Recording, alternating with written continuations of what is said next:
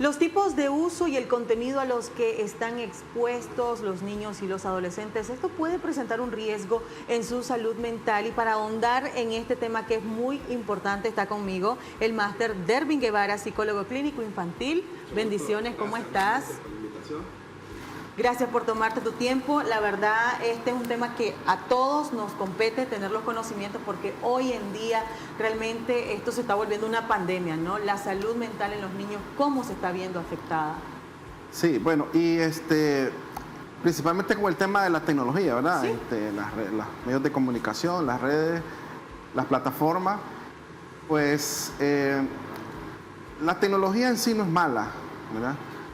Necesitamos tener avances tecnológicos en todas las áreas y mi participación hoy quiero darle un enfoque más en la parte educativa, ¿verdad? Sí.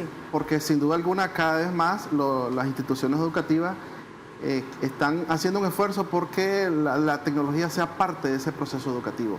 Y está bien, ¿verdad? Pero lógicamente tiene sus bemoles esta situación de que los niños tengan bastante contacto, mucho contacto con la tecnología, que como digo, no es mala, pero el control parental principalmente es muy importante para regular esta situación. Sí, ya estábamos hablando incluso hace unos meses con un neurólogo sobre el desarrollo del cerebro de los niños, que incluso muchas veces, está prohibido antes de los 2 años el contacto con las pantallas. ¿Cómo afecta el desarrollo neurológico? Sí, yo lo había comentado en una entrevista que estuve acá. Les decía que la OMS había publicado un artículo muy bueno donde decía que antes de los 3 años de edad los niños no deberían de tener contacto con ningún dispositivo móvil. Así es. ¿Verdad? Y recordando brevemente eso es porque las conexiones neuronales en los primeros 3 años de vida están en un proceso de ramificación. Es decir, hay un proceso muy interesante en el cerebro donde las neuronas se degeneran pero se regeneran. ¿Qué significa degenerar y regenerar? Cuando los niños de 0 a 3 años están en ese proceso de conocer el mundo, la estimulación visual, auditiva, somática, entonces las neuronas empiezan a hacer reconexiones. Y cuando una reconexión, por decirlo así, es inútil o no va a desarrollar una actividad cognitiva especializada, entonces hace una poda, como podar un árbol, y establece nuevas conexiones. Entonces, cuando un niño de 3 años a menos utiliza dispositivos móviles en esa edad, atrofia ese proceso natural del cerebro de hacer esa poda o degeneración y regeneración de las conexiones neuronales. Exacto. Bueno, en mi época, yo creo que también tu época era muy lindo. No, si no teníamos acceso a la tecnología realmente, no había ni Facebook, sí. Yo creo que era Hi-Fi lo que existía en mi época, sí. Pero tampoco tenía internet. Entonces era como más en la calle, que el trompo, que la rayuela. Pero obviamente todo es un balance. Sí es bueno esa parte, pero también necesitamos, como decías, la tecnología. Entonces, ¿hasta qué punto se podría volver peligroso? Ya nos estabas comentando un caso de ese niño que necesitaba esos likes para que se le, su dopamina saliera a flor de piel y no podía. Bueno, claro, en nuestra época sí había tecnología. El televisor es una tecnología, claro, los radios. Pero era una tecnología arcaica comparada con la que tenemos ahora, pero claro, sí teníamos uso de la tecnología. Pero era controlado, es decir, correcto, es decir, el televisor, por lo menos en la década de los 80, el televisor a color. A color. O sea, era un lujo, no todas las familias podían tener ese lujo, pero bueno.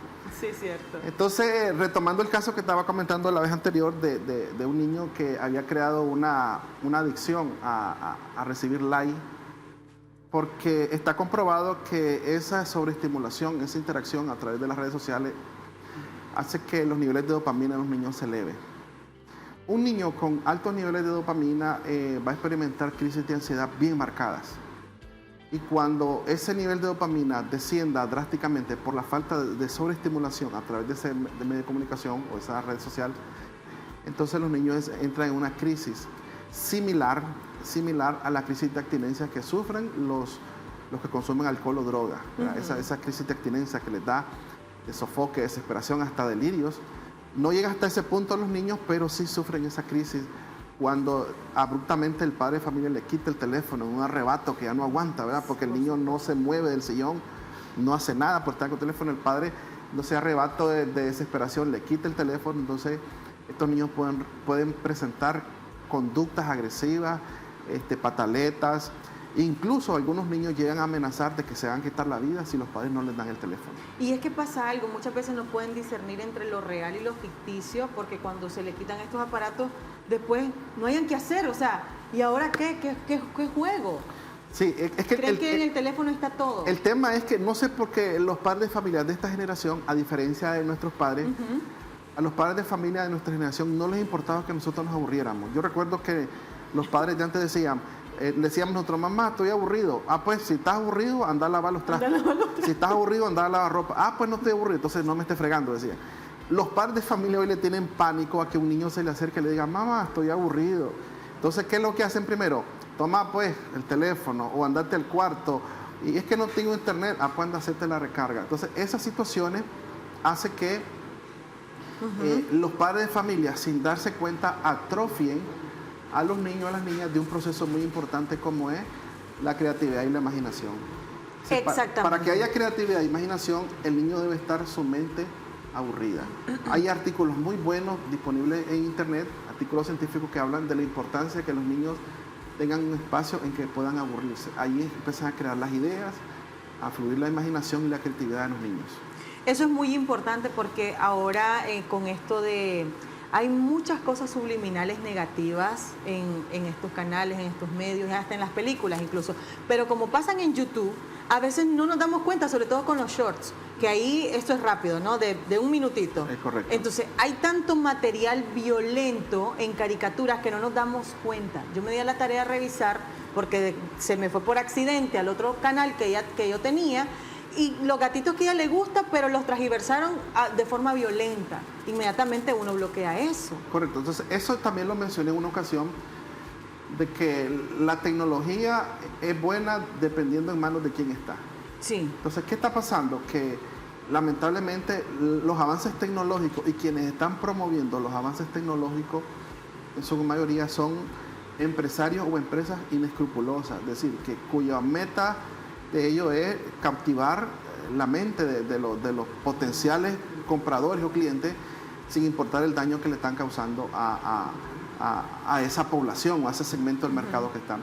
Entonces, un segmento del mercado que le pone mucha atención es a los niños, ¿verdad? Sí, claro. No es el niño que compra, lógicamente, es el padre de familia, pero al hacer que el niño tenga ese deseo compulsivo de comprar o adquirir algo, ¿verdad?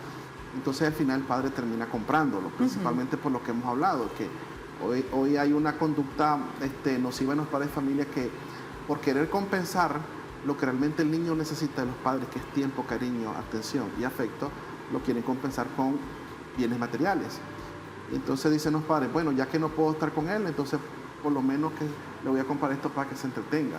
Y hay padres de familia que inconscientemente dicen, bueno, yo no he podido estar con ellos, pero me he matado el lomo dándoles para que no les falte nada, ¿verdad? Y entonces, entiendo esa parte, pues, pero no olvidemos que lo que el niño necesita es más que algo material, es el cariño y el afecto de los padres. Sí, porque podemos estar todos ahí, pero todos están con el celular, el otro con la computadora. Entonces, estamos todos, pero hay tiempo, pero no hay calidad. O sea, no hay calidad. Y ahí es donde vienen ya los vacíos en los niños, en los adolescentes, y los problemas y las crisis existenciales también.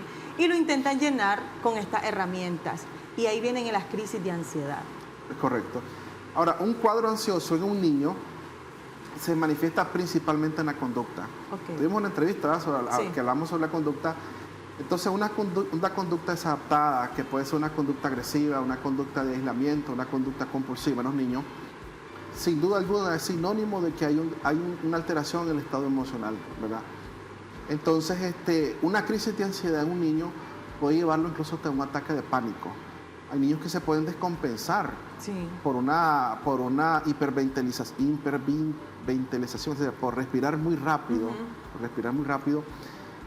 pueden llegar hasta descompensarse por una crisis de ansiedad que les puede dar provocada por la dependencia a un dispositivo móvil, ¿verdad? Y algo que quería tocar, aprovechando esta oportunidad, es el papel que juegan las instituciones educativas en este tema. Y es el punto que hoy en día todo, o prácticamente todo, se quiere virtualizar. Por ejemplo, me decía un padre de familia, yo no puedo quitarle el teléfono a mi hijo porque por WhatsApp es que le envían la tarea, la maestra, por WhatsApp es que envían al niño las orientaciones, por WhatsApp el niño tiene que enviar las tareas, y aunque hay clases presenciales. Entonces, es un punto de reflexión que tenemos que hacer. Ya, ¿qué tan positivo será que los niños en etapa escolar dependan de los medios virtuales para su proceso de aprendizaje? Diferencia a los adultos, o en la universidad, por ejemplo, en las universidades que doy clases, hay lo que llaman la modalidad e-learning, es decir, un encuentro presencial y un encuentro virtual. Entonces, exacto, sin duda alguna, pero estamos hablando de jóvenes o adultos, pero en niños que tengan que estar dependiendo en gran parte de los medios tecnológicos para su proceso de aprendizaje, creo que es un tema que deberíamos de discutir muy seriamente con especialistas. Hay que analizarlo bien, y también, porque de nada sirve, van al colegio y en vez de ir al recreo, a correr, a jugar, van a estar con el celular. Es correcto. Entonces, la diferencia es que ahorita nosotros, de hecho, sí tenemos un grupo como padres de familias del colegio, pero el grupo somos los padres. Supongo que eso es primaria. Ya en los adolescentes, pues, es el caso que estás comentando. Es correcto, sí. Y retomando lo que estás mencionando de la actividad física de los niños, ¿verdad? Países como México, por ejemplo, sorprendentemente México tiene la tasa de obesidad infantil más alta en América, incluso supera a Estados Unidos. Es decir, que por cada 10 niños en México, entre 4 o 5 están sufriendo de peso mórbido. ¿Qué significa eso? Que un niño de 8 o 9 años que tenga un peso mórbido, hay un problema bien marcado. Los hábitos alimentarios y la falta de actividad física, de ejercicio. El sedentarismo, por supuesto. El sedentarismo, y es que correcto. también hay una creencia, y que está muy arraigada, es que los niños no pueden hacer ejercicio. Entonces se pierde eso, se pierde. Hay ejercicios funcionales que perfectamente lo pueden hacer con su propio peso también. Pero bueno, la parte esta de la tecnología, entonces, aparte de la salud mental, también corren un gran riesgo, porque los niños hoy en día no saben quién está al otro lado. Hay juegos en línea incluso que se comunican no solo con personas del mismo país, sino de otros países. Sí, y estaba leyendo un artículo recientemente sobre eso y decía que el 80% de esos jugadores en línea que existen a nivel del mundo son perfiles falsos, que son espacios que los predadores sexuales infantiles ocupan para un primer contacto con estos niños y después hacer una migración virtual. ¿Qué es una migración virtual? Es decir, ellos son parte de esa comunidad de gamer que le llaman, juegan, ¿verdad? Son perfiles falsos. Entonces, dentro de esos 100,000 usuarios, por ejemplo, hay un alto porcentaje que no son niños, son adultos. Entonces, cuando logran ganar la confianza de estos niños, hacen que migren a otras plataformas o a otros juegos para iniciarlos en el tema de la pornografía infantil y después hacerlos más vulnerables al tema de la trata de personas, el acoso sexual, el ciberbullying y todo ese rollo que los niños están expuestos al tener uso de la tecnología. No, y hablando de esto, de esta gente que se hace pasar por niños, pueden hasta cambiar las voces. O sea, hay tantos efectos, hay tantas cosas que pueden hacer, todo para cazar a los niños. Entonces podrá estar el niño en tu cuarto jugando tranquilamente, aquí está, pero su mente, no sabemos quién está atacando su mente en ese momento. Exactamente. Es correcto. Y posiblemente esa persona pasa más tiempo con su hijo, pasa 4 o 5 horas con su hijo en el día, y el papá quizás 5 o 10 minutos al día con el hijo. Entonces, ¿quién va a tener más poder de influencia en ese niño? Ese desconocido. El desconocido. Ahora bien, los famosos retos. Se han dado muchos casos también de suicidios, de niños incluso que le hacen daño a sus hermanitos, a los animales, a causa de los benditos retos que salen en estas plataformas. Sí, yo sé que cuando dijiste benditos retos es una frase alegórica, retórica, pero lamentablemente es una de las peores cosas que puede pasar, ¿verdad? Que un niño asuma un reto de eso que atenta contra su integridad y atenta contra la integridad de otras personas.